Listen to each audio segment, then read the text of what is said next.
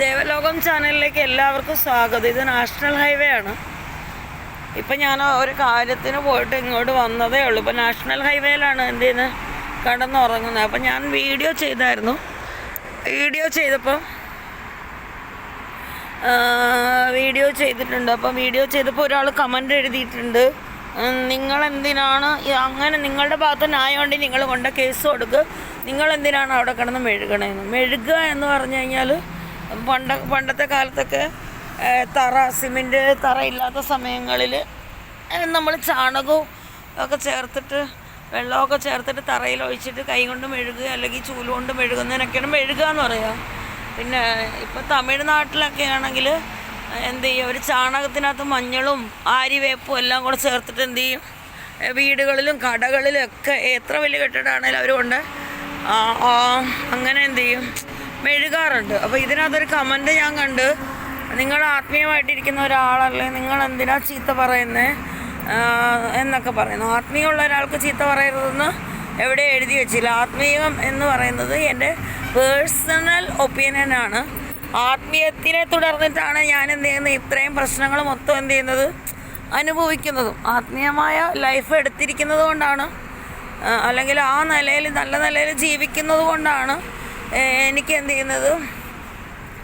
എന്ത് ചെയ്യുന്നത് കയറി ചൊറിയാനും എനിക്കിട്ട് മാന്താനൊക്കെ എന്ത് ചെയ്യുന്ന ആളുകൾ വരുന്നത്. പക്ഷേ ഒരു പരിധി വരെ ഞാനൊരു മനുഷ്യനാണ്. ആത്മീയ ജീവിതം എന്ന് പറഞ്ഞാലും ഞാൻ പച്ചയായ മനുഷ്യനാണ് ഞാൻ മരിച്ചാൽ മാത്രമേ എനിക്ക് ഉണക്കം സംഭവിക്കത്തുള്ളൂ.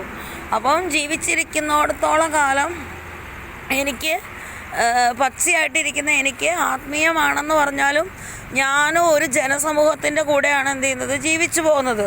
അപ്പം അധികം ആത്മീയമില്ലാത്ത ആളുകളും ആത്മീയം നടിച്ചു പോകുന്ന ആളുകളുടെ ഇടയിലാണ് ജീവിക്കുന്നത്, അല്ലേ കണ്ണ?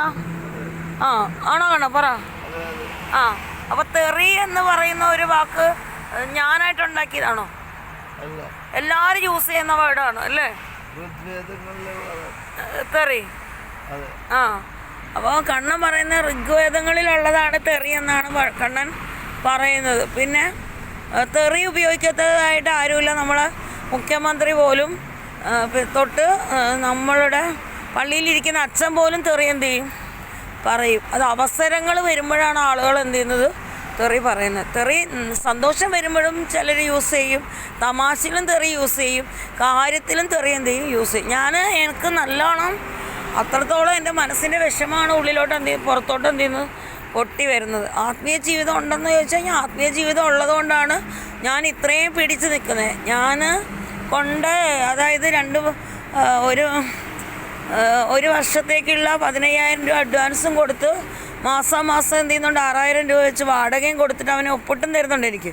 ഈ പൈസ എല്ലാം മേടിച്ചിട്ടാണ് നമ്മൾ ചന്ദനത്തിരി അല്ല കണ്ണാ, ചന്ദനത്തിരി കത്തിക്കുന്നു, എന്തോ പുകയ്ക്കുന്നു, ചന്ദനത്തിരി കത്തിക്കുന്നു എന്ന് പറഞ്ഞുകൊണ്ടാണ് നമ്മളില്ലാതിരുന്ന സമയത്ത് നമ്മളുടെ വീട്ടിൽ കയറി അന്യായമായി കയറി തുറന്ന് നമ്മുടെ പൂജാ റൂമും നമ്മുടെ പരദേവതയുടെ വാളും കൊടുങ്ങല്ലൂരമ്മയുടെ വാളും ചെലമ്പും എല്ലാം കണ്ടിട്ട് ഞാൻ നരബലിയാണ് നടത്തുന്നത്, മന്ത്രവാദമാണ് നടത്തുന്നത് എന്നും പറഞ്ഞിട്ടൊക്കെ പറഞ്ഞ് ആവശ്യമില്ലാത്ത കഥകൾ കെട്ടിമെനഞ്ഞ് വരുന്ന ബുദ്ധിയില്ലാത്ത മലയാളികളെ നമ്മൾ എന്ത് ചെയ്യും?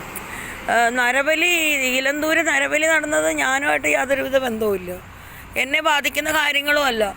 അത് എന്ത് ചെയ്തു, സിനിമ ഷൂട്ടിംഗ് എന്ന് പറഞ്ഞ പെണ്ണുങ്ങൾ പോയി പുറകെ അവിടെ ചെന്ന് നരബലി നടത്തി, നരബലിക്ക് ഇരയായതിന് ഞാനെന്ത് പഴിച്ചു, അല്ലെങ്കിൽ എൻ്റെ ആത്മീയ ജീവിതമായിട്ട് അതിനെന്ത് താരതമ്യത? ഇങ്ങനെയൊക്കെ അല്ലെങ്കിൽ കാര്യങ്ങൾ ചിന്തിക്കാനും കാര്യങ്ങളെക്കുറിച്ച് മനസ്സിലാക്കാനും വിവരമില്ലാത്ത മലയാളികളോട് ഞാൻ എന്ത് പറയും?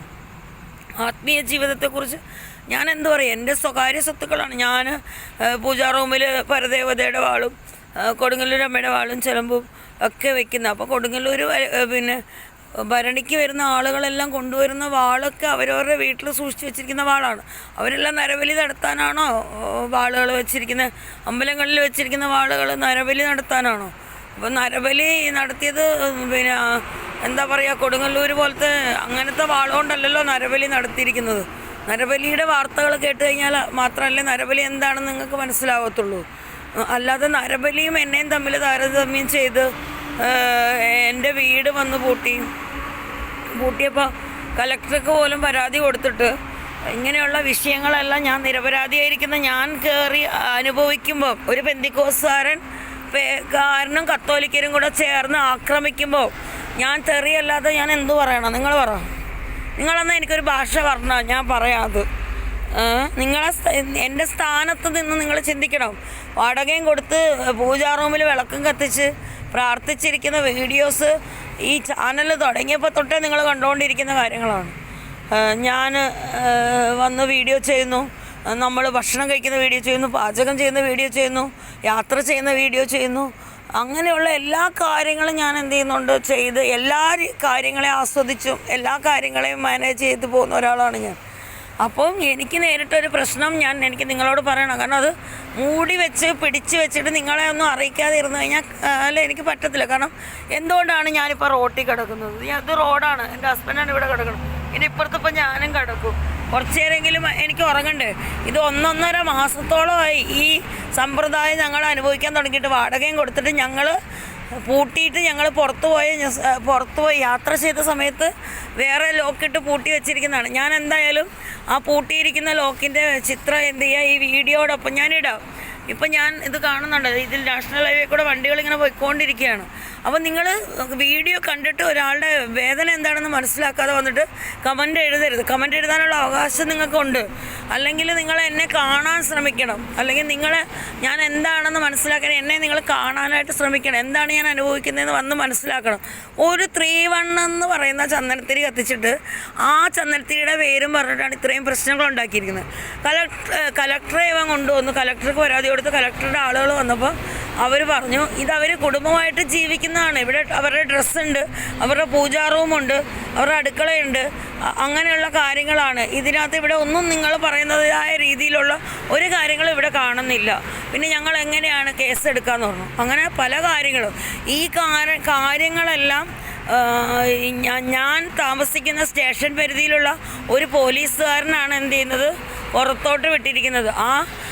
ഞങ്ങളുടെ ഒരു ഫ്രണ്ടിനെ ഞങ്ങൾ വിളിച്ചപ്പം ആ ഫ്രണ്ട് വഴിയാണ് എന്ത് ചെയ്യുന്നത്, ആ ഫ്രണ്ടിൻ്റെ നമ്പർ തന്ന് അങ്ങനെ വിളിച്ചപ്പോഴാണ് ഈ പോലീസുകാരൻ സ്റ്റേഷനിൽ നടക്കുന്ന പല കാര്യങ്ങളും എന്ത് ചെയ്യുന്നു, വെളിയിലോട്ട് ചോർത്തുന്നു. അതായത് ഒരു പരാതി കൊടുക്കുന്നതും ഒരു കേസ് കൊടുക്കുന്നതും യൂണിഫോം ഇട്ടിരിക്കുന്ന ഒരു SI ആണ് എന്ത് ചെയ്തിരിക്കുന്നത്, ചോർത്തിക്കൊണ്ടിരിക്കുന്നത്. അല്ലേ കണ്ണ?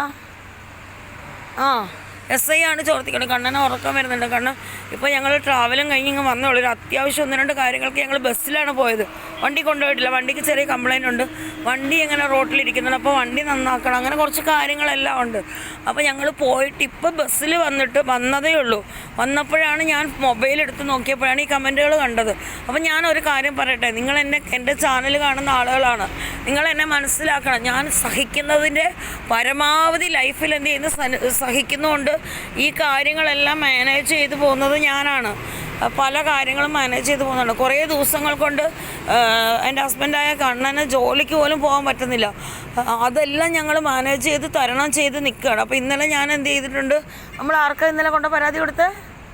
ലാസ്റ്റ് SP-ക്ക് ഞങ്ങൾ പരാതി കൊടുത്തപ്പം ഞാൻ ഈ പോലീസുകാരൻ്റെ ഈ ലീക്കൗട്ട് മനസ്സിലാക്കാൻ വേണ്ടി ഞാൻ ഈ പോലീസുകാരൻ്റെ അടുത്ത് സംസാരിച്ച്, ഞങ്ങൾ SP ഓഫീസിലിരിക്കുകയാണ് സാറേ, ഞങ്ങളിവിടെ പരാതി കൊടുക്കാൻ വന്നതാണെന്ന് പറഞ്ഞു. അത്രയും കാര്യം ഞാൻ വേറെ ആരോടും പറഞ്ഞിട്ടില്ല. ഒരു 10 സെക്കൻഡ് കൊണ്ടുണ്ട് നമ്മുടെ എതിർകക്ഷി അവിടെ വന്നിട്ടുണ്ട്. അപ്പോൾ ഈ പോലീസുകാരന് അതുപോലും വിളിച്ചു. കാരണം ഇവന് കുറച്ച് പൈസയുണ്ട്. അവൻ്റെ കയ്യിൽ നിന്ന് പൈസയോ കൈക്കൂലിയോ എന്തെങ്കിലുമൊക്കെ വാങ്ങി പിറക്കി തിന്നണമെങ്കിൽ അതിന് വേണ്ടിയിട്ട് ഈ പാവം പിടിച്ചിരിക്കുന്ന എൻ്റെ കാര്യങ്ങൾ എടുത്തിട്ടിട്ടാണ് ഇവനിത് ചെയ്യാൻ പാടുണ്ട്, ഈ പോലീസുകാർ.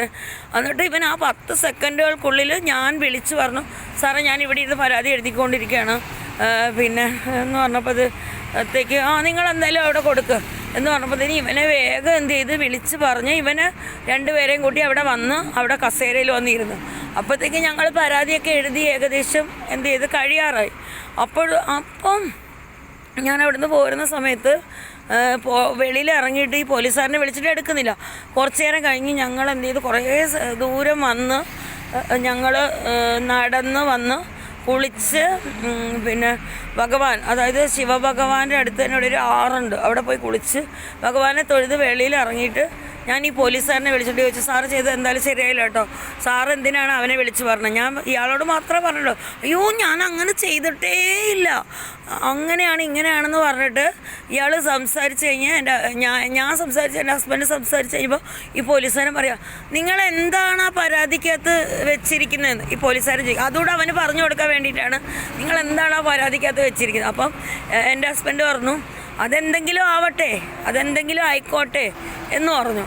അപ്പോൾ ഈ പോലീസുകാരൻ അവിടെ നടന്നിരിക്കുന്ന കംപ്ലീറ്റ് കാര്യങ്ങളും വേറെ ഒരാൾ മുഖാന്തരം പറഞ്ഞ് ആ ആളാണ് നമ്മൾ അറിഞ്ഞത്. ഞങ്ങളില്ലാത്ത സമയത്ത് അവിടെ പലരും വന്ന് ഇവൻ വേറെ താഴിട്ട് പൊട്ടി, അതായത് ഇവന് ഒരു പാസ്റ്ററാണല്ലോ, അപ്പോൾ ഇവൻ എന്ത് ചെയ്യുന്നറിയാം, ഈ വാളും ഈ സംഭവങ്ങളൊക്കെ കണ്ടപ്പോൾ ഇവൻ ഇതൊന്നും കണ്ടിട്ടില്ല. കാരണം ഇവൻ ഈ പാസ്റ്റർ എന്നുള്ള രീതിയിൽ ആളുകളെ പറ്റിച്ച് ഇങ്ങനെ തിന്നു കൊടുത്ത് ഇങ്ങനെ ആളുകളെ പറ്റിച്ചുകൊണ്ടിരിക്കുന്ന ഇവന് പരദേവതയുടെ വാളെന്താ, അസ്ട്രോളജി എന്താ ഒന്നും അവൻ അറിയത്തില്ല. അവൻ ഈ യൂട്യൂബ് കാണുന്നുണ്ട്. ഇവൻ്റെ വീട്ടിൽ ഓരോരോരോ ഭാര്യയ്ക്കാണെങ്കിൽ ഒരു 10-12 അനിയത്തിമാരുണ്ട്, അവരും വന്നു പോകുന്നുണ്ട്. അപ്പോൾ അങ്ങനെയൊക്കെ ഉള്ളിടത്ത് ഇവനിതൊന്നും അറിയത്തില്ല. അപ്പോൾ ഇവനിതെല്ലാം കയറി കണ്ടപ്പോഴത്തേക്കും ഈ ചുറ്റുവട്ടത്തുള്ള ആളുകളെ ഇവൻ കൂട്ടുപിടിക്കുന്നുണ്ട്. കാരണം ആളുകളെല്ലാം ഇപ്പോൾ അവനെ കൈയൊഴിയുകയും ചെയ്തു. അപ്പോൾ എല്ലാവരും കൈയൊഴിഞ്ഞിപ്പോൾ വേറെ ഓരോ ദിവസവും അവനെ ഓരോരുത്തരെയാണ് കൊണ്ടുവന്നുകൊണ്ടിരിക്കുന്നത്. 4 വീട്ടുകാരും കൂടെ ചേർന്നിട്ടാണ് എന്ത് ചെയ്യുന്നത്, ഇത് ചെയ്യിപ്പിക്കുന്നത്. അപ്പം ഇവൻ സ്വയമായിട്ട് ഇവൻ ആണെന്ന് ഇവൻ അറിയുന്നില്ല. കാരണം അത്രയും ഇവൻ്റെ വീട്ടിൽ നിന്ന് വരെ ഇവൻ പെന്തക്കോസ്തിൽ വന്ന് അടിച്ച് വെളിയിലിട്ട് ഞങ്ങൾക്ക് വീട് കാണിച്ചെന്ന് ഇവൻ്റെ ചേട്ടനാണ്. ഇവൻ്റെ ചേട്ടൻ പോലും ഇവനോട് സംസാരിക്കത്തില്ല, മിണ്ടാറില്ല, അവർക്കൊന്നും താല്പര്യം പോലുമില്ല. അങ്ങനെയുള്ള സ്ഥാനത്ത് ഇവനൊരു മെമ്പർ ഉണ്ട്. ആ മെമ്പറിൻ്റെ തന്തയും തള്ളയും ഇവൻ്റെ തോട്ടത്തിലാണ് കൃഷി ചെയ്യുന്നത്. ആ ഒരു ബലത്തിലാണ് ഇവൻ കിടന്നിട്ട് എന്ത് ചെയ്യണത്, ഈ ആറാടുന്നത്. ഇവൻ ആറാടി എന്ന് പറഞ്ഞാൽ എനിക്കൊരു ഒന്നും വരാനില്ല. ഇവിടെ ആറാടി എന്ന് പറഞ്ഞാൽ എനിക്കൊന്നും വരാനില്ല. ഞാൻ സത്യസന്ധമായിട്ട് പോകുന്ന ഒരാളാണ്. സത്യസന്ധമായിട്ടും എൻ്റെ കാര്യങ്ങൾ മാനേജ് ചെയ്തിട്ട് പോകുന്നതാണ്. അല്ലാതെ ഈ യൂട്യൂബിൽ നിന്ന് വരുമാനം കിട്ടിയിട്ടോ അല്ലെങ്കിൽ ഇങ്ങനെയൊക്കെ പറഞ്ഞിട്ട് യൂട്യൂബിൽ നിന്ന് പണം ഉണ്ടാക്കുകയോ അല്ലെങ്കിൽ തെറി പറഞ്ഞ് പണം ഉണ്ടാക്കുകയോ ഒന്നും ചെയ്യുന്ന ഒരു വ്യക്തിയേ അല്ല ഞാൻ എൻ്റെ സന്തോഷങ്ങൾ ഇടുന്നുണ്ട്. ഞാൻ അനുഭവിക്കുന്ന കാര്യങ്ങളെല്ലാം ഈ യൂട്യൂബിൽ ഞാൻ ഇടുന്നുണ്ട്. അതെനിക്ക് വേണം. കാരണം എനിക്ക് സോഷ്യൽ മീഡിയയിൽ ഒരു ഇടം വേണം. എൻ്റെ കാര്യങ്ങൾ പുറത്തോട്ട് അവതരിപ്പിക്കാൻ എനിക്കൊരു ഇടം വേണം. അല്ലാതെ പണത്തിന് വേണ്ടിയിട്ടൊന്നുമല്ല ഇത് എടുത്തിടുന്നത്. സഹി ഇട്ടിട്ട് ഒരു വീടില്ലാത്തതിൻ്റെ ഒരുപാട് വേദന ഞാൻ അനുഭവിക്കുന്നു. റോട്ടിൽ വന്ന് കിടക്കുന്നു. എന്നിട്ട് ഞാനൊന്നും, കാരണം നമ്മുടെ അവസ്ഥ അങ്ങനെയാണ്. എനിക്ക് കടന്നേ പറ്റൂ. അപ്പോൾ ഞാൻ ഈ റോട്ടിൽ വന്ന് കടന്നിട്ട് ഇത്രയും കാര്യങ്ങൾ വീഡിയോ ഇട്ടിട്ട് ഇത്രയും വാടകയും പൈസ എല്ലാം കൊടുത്തിട്ട് ഞങ്ങൾക്ക് വാടക കൊടുക്കുന്നില്ലെങ്കിൽ ഓക്കെ, എൻ്റെ വീടവൻ പൂട്ടാം. വാടക പോലും കൊടുത്തിട്ട് അവൻ എൻ്റെ വീടും പൂട്ടിയിട്ട് എന്നെ ആക്ഷേപിച്ച് എന്നെ ഇത്രത്തോളം എൻ്റെ ആത്മീയ ജീവിതത്തെ വരെ ചോദ്യം ചെയ്ത് എനിക്കിട്ട് പണിയുമ്പോൾ ഞാൻ അവനെ തെറിയല്ലാതെ ഞാൻ എന്ത് ഭാഷ ഉപയോഗിക്കണം? ബ്രദർ ഒന്ന് പറഞ്ഞു തരാമോ കമൻറ്റിൽ? അതുകൊണ്ട് മേലെ ഇങ്ങനത്തെ കമൻറ്റുകളൊന്നും എഴുതി വയ്ക്കരുത്. അതായത് പെര കത്തിക്കൊണ്ടിരിക്കുമ്പോൾ എന്ത് ചെയ്യരുത്, കഴുക്കോലൂരാൻ വരരുത്. പിന്നെ ആരാൻ്റെ അമ്മയ്ക്ക് പ്രസവ വേദന കണ്ടു നിൽക്കുന്നവർക്ക് വീണ വായന എന്ന് ഞാൻ കേട്ടിട്ടുണ്ട്. അതായത് ഇതിൻ്റെ അർത്ഥം എന്താണെന്ന് പറഞ്ഞാൽ, ഞാനിവിടെ തീ പോലെ എന്ത് ചെയ്യണം, തീക്കകത്ത് നിന്ന് കത്തിക്കൊണ്ടിരിക്കുമ്പോൾ നിങ്ങൾ അതിനിടയിൽ എൻ്റെ കഴുക്കോൽ എന്ത് ചെയ്യരുത്, വന്ന് ഊരിക്കൊണ്ട് പോകരുത്. മനസ്സിലായോ? നിങ്ങൾക്ക് കമൻ്റ് ഇടണമെങ്കിൽ ഇടാം, വീഡിയോ കാണണമെങ്കിൽ കാണണ്ടെങ്കിൽ കാണണ്ട, അത്രേ ഉള്ളൂ.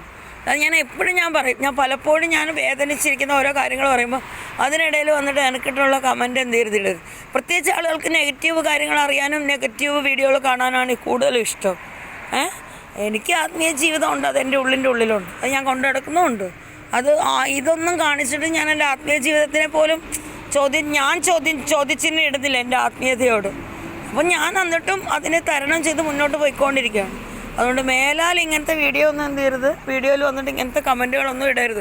കണ്ടോ, നാഷണൽ ഹൈവേയുടെ കൂടെ വണ്ടി പോകുന്നുണ്ട്. ഞാൻ ഈ റോഡ് സൈഡിൽ വന്ന് കിടക്കണത് എനിക്ക് തലക്കാച്ചിലുണ്ടായിട്ടല്ല, എനിക്ക് എൻ്റെ വീട് അവിടെ പൂട്ടി കിടക്കുന്നതുകൊണ്ടാണ്. പിന്നെ നമ്മൾ യാത്രയിലൊക്കെ കിടക്കാറുണ്ട്. നമ്മളങ്ങനെ കടന്ന ശീലമുള്ളത് കൊണ്ടാണ് ഈ സാഹചര്യം വന്നപ്പോഴും നമ്മൾ കിടക്കുന്നത്. അപ്പോൾ കാര്യങ്ങൾ എന്താണെന്ന് നിങ്ങൾ വ്യക്തമായിട്ട് മനസ്സിലാക്കുക. എന്നെ കണ്ട് മനസ്സിലാക്കണമെങ്കിൽ എന്നെ കണ്ട് മനസ്സിലാക്കുക. അല്ലെങ്കിൽ ഇപ്പോൾ അത് തന്നെ എന്നെ കണ്ടിട്ട് നിങ്ങൾക്ക് മനസ്സിലാക്കാം, എന്നോട് നേരിട്ട് നിങ്ങൾക്ക് ചോദിക്കാം. അല്ല നിങ്ങൾ ഒരാളെയും ചെന്നിട്ട് എന്ത് ചെയ്യരുത്, വിലയിരുത്തരുത്. നിങ്ങൾക്ക് ഇങ്ങനത്തെ ഒരു പ്രശ്നം വരികയാണെങ്കിലോ, അപ്പോൾ നിങ്ങളത് അനുഭവിക്കണ്ടേ, അപ്പോഴറിയാം എന്താണ് അതിൻ്റെ വേദനയെന്ന്. അപ്പോൾ ഓക്കെ, ശരി എന്നാൽ.